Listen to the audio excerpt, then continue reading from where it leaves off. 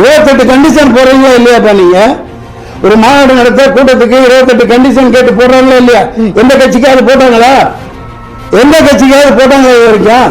அதே மாதிரி 28,000 police 2,000 police அங்க நிக்கணும்ல, அதே முட்டுச்சந்தையில கொடுத்துருக்கீங்க. அந்த இடத்துல நான் இருந்திருந்தா நடந்திருக்கிறதே வேற. 4 லட்சம் பேர் கூடுறான்னு தெரியுதுலையா? அப்புறம் முட்டுச்சந்தைக்குள்ள அனுப்புறீங்க. பயங்கரமான ரவுடி ராஜ்யம். ஏன்னா என்ன உள்ள அன்னைக்கே உடனே போஸ்ட்மார்ட்டம் பண்ணி உடனே போச்சு முடிச்சாச்சு. Shame on this politics.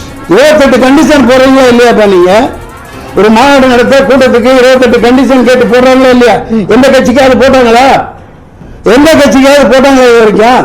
அதே மாதிரி 28,000 போலீஸ் 2,000 போலீஸ் அங்க நிக்கணும்ல, அதே முட்டுச்சந்தையில கொடுத்துருக்கீங்க. என்ன மாதிரி ஆளுங்க இருந்திருந்தான்னு வைங்க, அந்த இடத்துல நான் இருந்திருந்தா நடந்திருக்கிறதே வேற. இது அரசியலா? கேவலமா இல்ல? அயோக்கியத்தான அரசியல் பண்ணிட்டு இருக்காங்க, ஏமாத்திட்டு இருக்கீங்க. அனுமதி கேட்கும் போது 10,000 பேர் சொல்லியிருக்காங்க.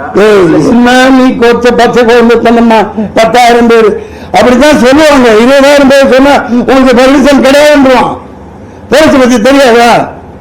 போலீஸ்காரங்க நல்லவங்க. அவங்க என்ன செய்வாங்க, மேல என்ன ஆர்டரோ என்ன உத்தரவோ அதுபடி அவங்க நடந்துக்குவாங்க. அவ்வளவுதான் அவங்களால முடியும்.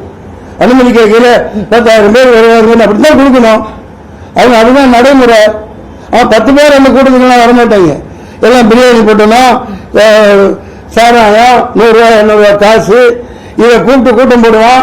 அவனுக்கு பொட்டல் வெளியில நல்லா 10 கிலோமீட்டர் இடம் கொடுப்பீங்க. 4 லட்சம் பேர் கூடுறான்னு தெரியுதுலையா? அப்புறம் முட்டுச்சந்தைக்குள்ள அனுப்புறீங்க.